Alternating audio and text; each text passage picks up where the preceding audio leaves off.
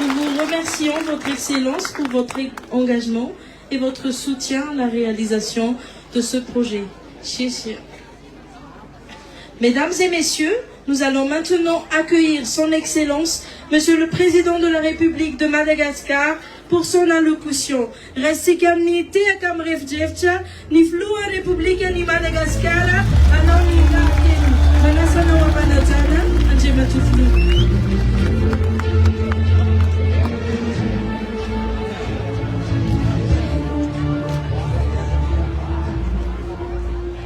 Ademato ministro ni Anguvu si ni Akuranafu, yanaroa Lul, parlementaire en Sanzan, yanaroa Lul si Sulmabambaoka, Monsieur, Excellence, Monsieur l'ambassadeur de Chine à Madagascar, Monsieur le directeur général de Sinohydro à Madagascar, yanaroa Monsieur le directeur général de la Jirama, Yanaroa tupunandaiky traretra isa tokony amin'ny laharana sy ny voninahitra misy anareo tsirairay avy. Fa indrindra ianareo vahoaka an'Ankazobe, ianareo vahoaka rehetra eto samy miarahaba anareo amin'ny mpitiavana amin'ny tenako tonga avy lavitra nareo hitako ny tsy nandeha tongotra fitiavana zany ka ho mariky ny fitiavana dia asitsika tehaka siorakoraka mahabe misy tokolasovany.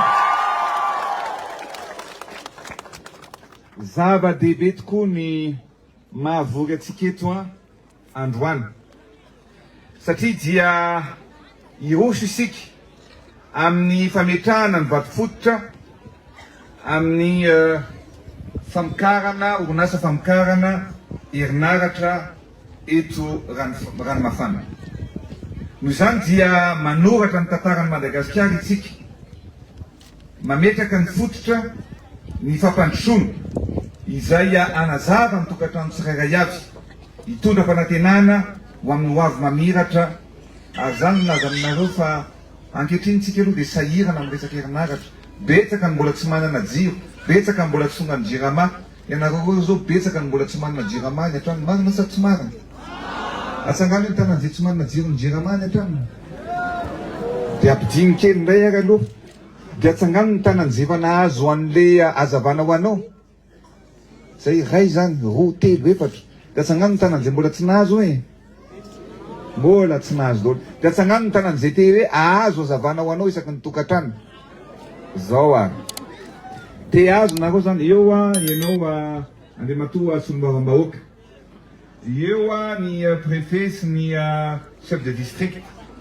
Zao no ataontsika efa nanomboka anjara tsika naneran'ny Madagasikara.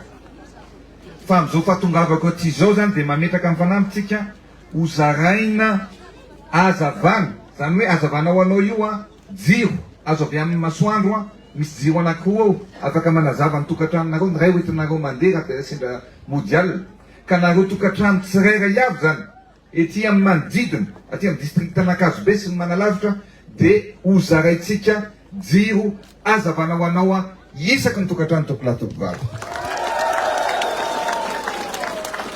Izay mitondra hazavana hoy mitondra fanantenana satria raha miaizina mainy ao anatin'ny miaizina tsika dia mila miaizina ao anatin'ny hazavana. Nefa nyteneniko fa io hazavana hoentinao amin'ny tokantranonareo io dia ahafahanareo tsy mampiasa labzi intsony, tsy mampiasa jiro kapoka intsony, tsy mampiasa jiro petrôle intsony.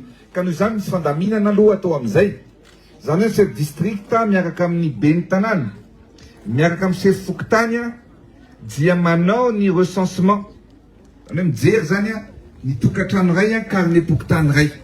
Vita zay tsy maintsy hitaitsika ao anatin'ny telo volana farafahelany fa ataontsika isaky ny fokotany aloha dia vita ny fokotany ray madio tsara ny lista tonga dia mizarytsika na afaka herinandro vitsivitsy azy zay ekena sa tsy ekena asitehaka mafibe ary eketsika zany population.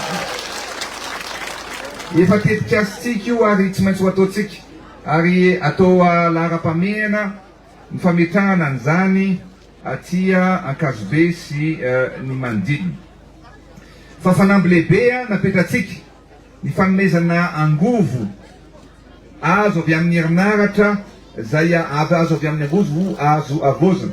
Satria zao jerevy tsara, men'Andriamanitra masoandro tsika, men'Andriamanitra rano tsika, men'Andriamanitra rivotra isika. dia anjarantsika zany no mamadika an'izay ho angovo ampandrosoana ny tokantrano tsirairay avy, ampandrosoana ny firenena iray manontolo. Zay no mahatonga antsika eto androany. Satria izao tsika dia mbola mampiasa ny fanodinana ny herinaratra eto amintsika dia mampiasa solika. Ary ny fampiasana solika zany dia lafo dia lafo tokoa. Satria jerevy tsara ny fampiasana ny solika dia eo amin'ny 1200 ariary eo ny kilowattheure. Azo avy amin'ny fanodonana n'ireny HFO na mampiasa ny solika ireny. Nefa ny ivarotany Jirama dia 764 ariary.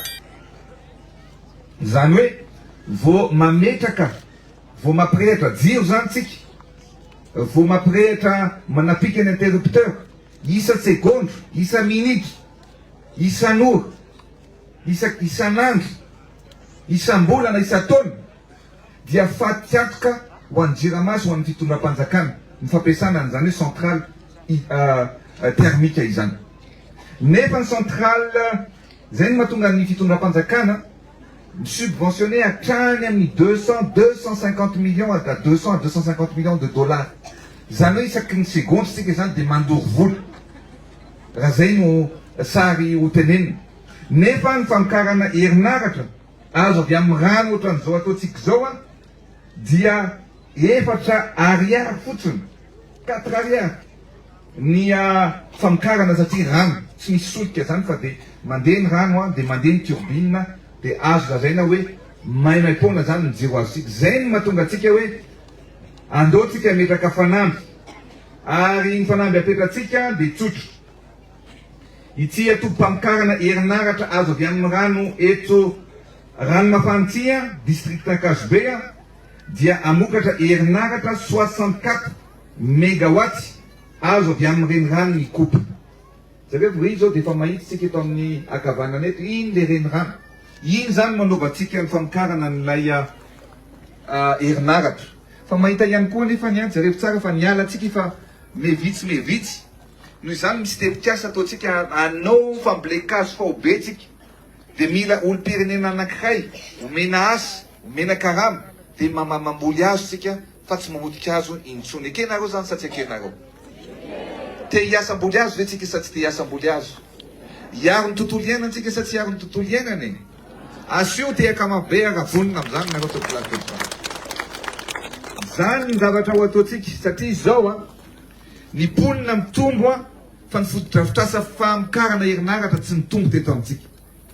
Ny antony dia olazaiko aminareo tamin'ny andro ny Didier Ratsiraka efa tamin'ny 1982 no nametraka ny andeha-kaleka tsika. Ny andeha-kaleka napetraka ny président Didier Ratsiraka tamin'izany dia groupe anankiroa 33 mégawatts tsirairay avy. Zany hoe 600 mégawatts zany napetraka ny président Didier Ratsiraka. Tao aorianan'izay tsy nisy tsony. Fa tsika tamin'ny andro ny tetezamita nametraka 33 mégawatts voalohany fatelo tao andeha-kaleka. Zany hoe 99 mégawatts zany no mbola mampiodina ny Antananarivo sy manodidina ankehitriny. Dia zao ino tsara ny zavatra teneniko aminareo zava-dehibe mantsy be.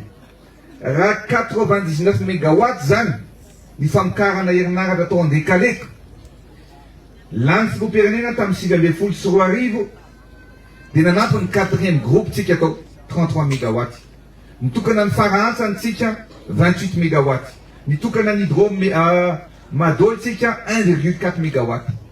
Zany hoe 62 mégawatts zany no vitatsika eto anatin'izay 5 taona zay. Zao tsika tonga eto amin'ny renirano ranomafana dia ametraka ny vato fototra 64 mégawatts. Zany hoe raha atao ny kajikajy 2019 ka hatramin'izao 2024 zao 126 mégawatts zany no foto-drafitrasa apetratsika ho famokarana soa. Zany hoe betsaka ny filoham-pirenena ny fandiny fa miasa isika ho an'ny vahoaka sy hanatsara ny fampitenan'ny vahoaka. Fa zao tsy vitan'ity ihany fa mbola anomboka ihany koa ny Tsoela ny Saofitra 192 mégawatts. Anomboka Tsoela ihany koa ny Volobe 120 mégawatts.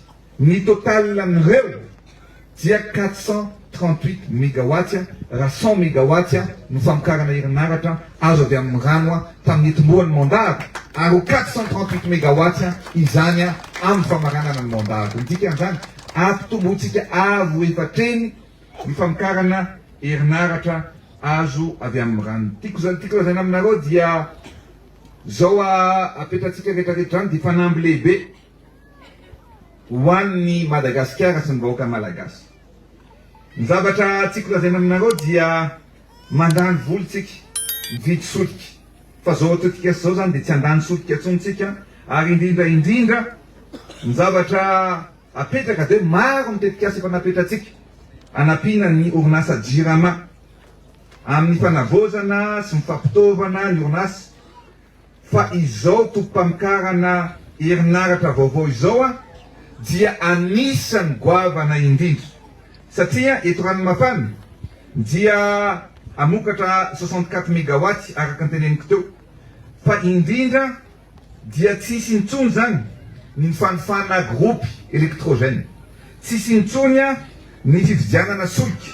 Ary tsisy intsony ihany koa ny subvention omena ny JIRAMA satria ity tetikasa ity dia isahana ny famokarana ny 520 isan-jato ny famokarana ny réseau interconnecté eto Antananarivo dia hovokarina sy hovatsiny ity eto Ranomafana ity. Tiako lazaina dia tsotra, miasa isika, miasa fanarenana ny Madagasikara nefa dia tsy vita mora. Ka eto zany dia milaza amintsika hoe na dia efa nafanganana aza mifametrahana amin'ny fodi-drafitrasa sy herinaratra, mbola betsaka ihany ny zavatra mbola mampikaikaiky amin'ny vahoaka ankehitriny. Satria dia tsapako fa mbola mikaikaiky amin'ny vahoaka malagasy amin'ny tsy fatapatrapahan-jiro sy ny tsy fahampiany ny famokarana herinaratra hita amintsika. Efa miezaka tsika fa ezahantsika hatrany no mitady vahaolana maharitra amin'ny famokarana herinaratra eto Madagasikara. Noho izany dia izao fodi-drafitrasa apetratsika herinaratra izao dia mila maharitra kely tsika satria tsy ho vita rapitso fa afaka taona vitsy io vao ho vita. Afaka 3 taona sy tapany. Za moa mba ezaka tsika afaka 4 taona fa izahantsika mba atao 3 taona na 3 taona sy tapany, zany hoe mba izahantsika miaraka amin'ny Sino Hydro zay orinasa sinoa matanjaka sy malaza mba afaka, satria zao tsika fin d'année 2024, 2025, 2026, 2027, mba en fin 2027 na alohan'ny fety ny fahaleovan-tena amin'ny volana Jona 2028 dia mba tonga tsika hitokana an'izany hiaraka iravoravo amin'ny vahoaka ny akanjo be rano manontolo. Tonga eto tsika rehefa vita io, manao fetytsika, mamoniombontsika, manao lanonantsika satria afaliana tsisy ohatr'izany no entsika eto afaka fotoana fohy tompy plasy tompy vavaka. So tehaka mafibera ohatra ka faly amin'izany tsika rehetra. Ka zay lazaiko aminareo hoe miasa isika ary miasa mafy tsika anasoan'ny vahoaka. Ao anatin'ny tetikasa ataontsika ihany koa dia ny fanampiana ny tatsa sy ny mpamboly amin'ny lafin'ny fanomezana zezika, fanomezana masom-boly. Zany no ataontsika ankehitriny satria Madagasikara dia firenena fahatelo mamokatra vary be indrindra aty amin'ny continent africain. Manana velara-tany betsaka indrindra tsika zany amin'ny famokarana. Fa saingy zao mahantra ny tatsa malagasy satria tsy afaka mividy zezika, tsy afaka mividy fitaovana. Ary zay no nanova fitondram-panjakana hoe ny teti-bola apahany be indrindra dia hoentina anampiana ny tatsa mba hampiakatra ny fahampiainan'ny tatsa, mba hampiakatra ny fahampiainan'ny vahoaka malagasy sy Madagasikara iray manontolo. Anao lahateny fohy amin'ny teny vahiny satria eto moa ny ambassadeur. Excellence, monsieur l'ambassadeur, chers partenaires, aujourd'hui nous écrivons une nouvelle page de l'histoire de Madagascar grâce au lancement des travaux de cette nouvelle centrale hydroélectrique de Ranomafana. Cette étape marque la volonté de l'État malagasy de continuer sa marche vers notre transition énergétique. Notre promesse d'un avenir durable et un engagement pour l'amélioration des conditions de vie de nos concitoyens me tient particulièrement à cœur. Actuellement, plus de 70% de notre production énergétique repose sur des centrales thermiques. Cette dépendance au combustible rend la production d'énergie extrêmement coûteuse. Elle pèse lourdement sur le budget de l'État et freine notre croissance. Elle limite notre capacité de production et réduit nos investissements publics tout en affectant le quotidien de la population. C'est pour ces raisons que ce projet, qui me tient particulièrement à cœur, marque un tournant historique pour Madagascar. Cette centrale hydroélectrique de 64 MW à Ranmafan nous permettra de produire une énergie propre, durable et abordable. Elle contribuera à réduire notre dépendance aux énergies fossiles tout en préservant notre environnement. La production de la centrale sera déversée sur des réseaux interconnectés d'Antananarive et représente 25% de l'ensemble des besoins de la capitale et de ses villes environnantes.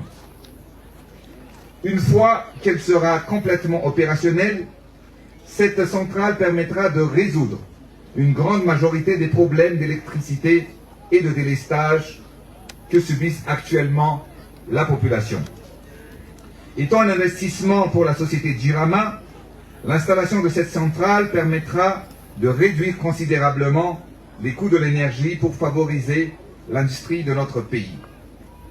Dans 3 ans et demi, en juin 2028, et peut-être même dès décembre 2027, avec notre détermination et grâce au travail acharné qui sera fourni par Sino Hydro et tous les acteurs, nous verrons cette centrale en service et nous remettons ce projet entre les mains de Dieu. La centrale transportera de l'énergie vers nos villes et quartiers, apportant lumière et espoir à chaque foyer. Comme il est écrit dans la Bible, que la lumière soit. Cette lumière symbolique et réelle illuminera l'avenir de Madagascar. Excellence, Monsieur l'ambassadeur, Mesdames et Messieurs, je tiens à exprimer ma profonde gratitude à la République populaire de Chine et son appui dans la réalisation de cette initiative et pour son engagement continu aux côtés de l'État malagasy. Je remercie également toutes les parties prenantes qui rendent ce rêve possible.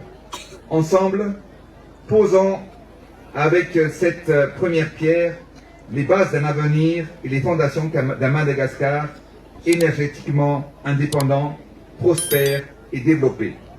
La centrale hydroélectrique de Ranmafan est un symbole, le symbole de notre ambition, de notre détermination à surmonter les défis et de notre capacité à transformer notre pays. Vive Madagascar et vive la coopération sino-malagasy.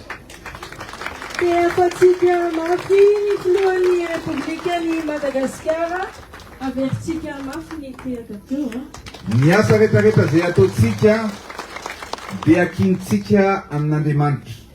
Ny asa zay ataontsika eto dia hitondra hazavana ho an'ny tokantrano maro ho an'Antananarivo sy ny manodidina, fa hitondra ihany koa hazavana ho an'ny Madagasikara.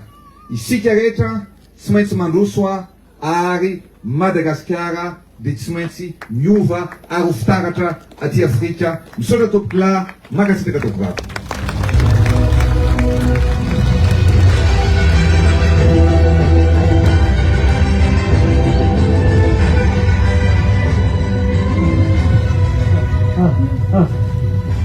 Nous vous remercions, Votre Excellence, Monsieur le Président de la République de Madagascar, pour votre vision et coopération en faveur du développement durable et énergétique de Madagascar.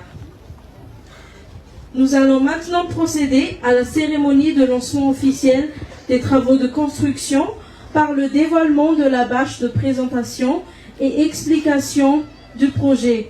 Irusu isikamni lanunana fan kafana, ni izao lanunana izao de manasa, nous invitons Son Excellence, Monsieur le Président de la République de Madagascar, Monsieur le Ministre de l'Énergie et des Hydrocarbures, Son Excellence, Monsieur l'Ambassadeur de la République populaire de Chine, ici Garecha, Isaina Sena, Vain Manakazana Sena, Tia Sena, Wamatsu, Ani Magavana Kwatu. Les honorables invités, Vain Manakazana Sena, Tia Setsika, Wachon Magavana, ici Gamaoka Fasa, Tia Haka, Manaka,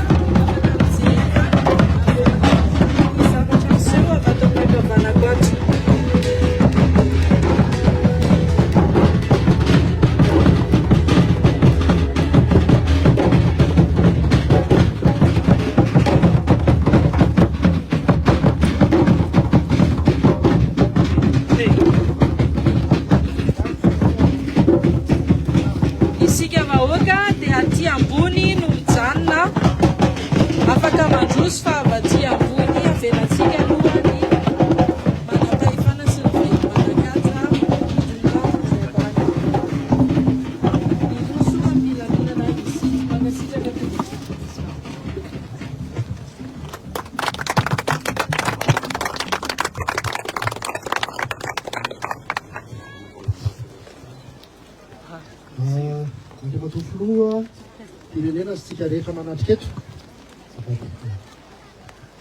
Fanazavana vitsivitsy angamba no atolotro dia eo koa ny ekipan'ny Sino Hydro afaka manome fanampanazavana. Ity projet ity moa zany araka ny fantatsika hoe 64 mégawatt ka amin'ny maha-barrage hydroélectrique azy dia tsy maintsy misy barrage zany aloha hitazomana rano. Dia io le partie ambony tazantsika io zany le isan'le barrage. Dia eo akaikin'le barrage eo no manomboka le conduite-na rano zany mandeha à travers le chemin d'amener iny zany le galerie d'amener iny zay mirefy hatrany 1100 mètres 1 kilomètre mahery zany iny mandrapatonga aty amin'ny atao hoe cheminée d'équilibre. Dia eo amin'izay misy le conduite forcée mitondra an'le rano manodina an'le turbine, ny turbine moa manodina ny alternateur mamokatra électricité. Zava-dehibe zay satria tsy maintsy bahanana aloha zany le rano dia avy eo misy dénivelé entre ny arry amin'ny barrage sy ny aty amin'ny usine misy eo amin'ny 40 mètres mahery kely eo zany ny différence de niveau entre an'izy roa ahafahan'le rano zany miaccéléré tsara ao anatin'le tuyauterie iny. Le cheminée d'équilibre moa amin'ny lafiny teknika iny zany anaovana ny régulation mba tsy hisy le pression am'le ambony loatra zany ka mety hanimba ny infrastructure aty amin'ny partie ambany amin'le conduite forcée. Ny zava-dehibe amin'izy ity dia arak'le taremarika amin'ny soratra eny zany dia any amin'ny 110 115 mètres cubes par seconde zany ny fikorinan'le rano. Dia le rano moa zany rehefa tonga aty avy manodina dia avy eo misy an'le canal d'évacuation dia mitohy makany amin'le misy an'le fleuve Itupa ihany zany. Ny zava-dehibe amin'izy ity koa dia hotazantsika rehefa avy eo etsy amin'ny mijery amin'ny ensemble zany misy travaux ana pont zany zay ho ataon'ny zareo amin'ny Sino Hydro dia misy an'le base vie ery ambony, misy an'le olona le équipe rehetra anao an'le travaux, misy ny carrière, misy ny centrale satria moa zany béton betsaka amin'izy ity dia hitantsika amin'ireny sary reny fa misy infrastructure maromaro zany no atao ary zava-dehibe koa dia ho amboariny zareo le lalana satria na ny taterana n'le équipement goavana tsy maintsy mandalo amin'le lalana iny zany makaty. Anisan'ny zava-dehibe tokoa moa rehefa manao centrale hydrotra zao le fitsonjovana ny tontolo iainana amin'le bassin versant satria hitantsika zao tamin'ny kana lekaleka fa maro ny simba le manodidina an'le misy an'le renirano ka tena mila amboletsika hazo mba hiprotégena an'le izy mba tsy misy érosion zany ka lasa fotaka ndray mandeha mibloqué an'le barrage avy eo. Zava-dehibe mihitsy zay ary ministèren'ny énergie sy hydrocarbure matetika indroa zay na intelo sesa ao afara hantsana koa manko mitovitovy le olana dia any zao ny ministère mamboly hazo zany miaraka amin'ireo partenaire ka zava-dehibe zay fiarovany zay. Ny zavatra tsara fantatra koa fantatsika fa Itupa ity Itupa zany any ambony any anamont moa zany ny fiteny efa misy koa ny farantsana zay manome le 28 mégawatt eo ary ny Itupa ihany koa mbola mikorina dia any erinany tsika zany mbola any aloha any rehefa ho ataontsika amin'izay koa zany mahavola zay mbola mety avo presque 10 eny an'ity dia iny rano iny any zany no toanana any sady afaka asiana bassin goavana de goavana mba hisy rétention d'eau betsaka zany azahoana n'ilay rano hoe mateza indrindra zany ao anatin'le duvet. Marina fa isika somary lavidavitra kely n'Antananarivo fa ana izany raha satria ny exploitation any Itupa zany no atao eto isy ligne haute tension zany miala veto andeha hamonjy ny RIA ka raha tsy diso atao makeo ampanitokana izy dia avy eo miditra makany mandeha mamonjy ny RIA zany izy io ary antena izy io zany ary eo koa le zava-dehibe le projet atsika anankiray miaraka amin'ny firenena sinoa ary isorana amin'ny zareo dia le tokony hafanganantsika n'le tana medium ring satria reny centrale goavana matanjaka reny tena mila miditra amin'le ring ahafahantsika mijara tsara manerana n'Antananarivo sy zay fitara ny tanàna amin'ireo axe rehetra ao anatin'ny fampandrosoana ny tanàn'Antananarivo sy ny manodidina ka tena zava-dehibe zay fa efa miezaka mafy daholo ny rehetra amin'ireo projet isan-karazany na eto moa zany hoe lancement officiel fa ny amin'le autre projet koa zay tena ilaitsika ny mampandroso azy any. Zay angamba amin'ny ankapobeny le matofolo fanazavana vitsivitsy misaotra anao ny meno eo koa moa ny ekipan'ny Sino Hydro raha misy fanambiny zay mbola ampiny misaotra vetsika tompoko. Ia misaotra anao monsieur le ministre amin'izay fanazavana zay hitantsika amin'izao fa tena goavana tokoa ty tetikasy ty ary lehibe de lehibe tena hoe rehefa tsy ampy mantsy ny jiro dia tsy afaka mamokatra asa ny olona ary tena hitantsika mihitsy zay na ny mpanao volo na ny mpanao soudure tena hita hoe tena misy fijaliana be vao tsy izay anaratra zay fa ny fahavitatsika an'ity zany a dia tena zavatra goavana mihitsy ka de araka ny teneniko teo hoe efa manomboka tsika io a mametraka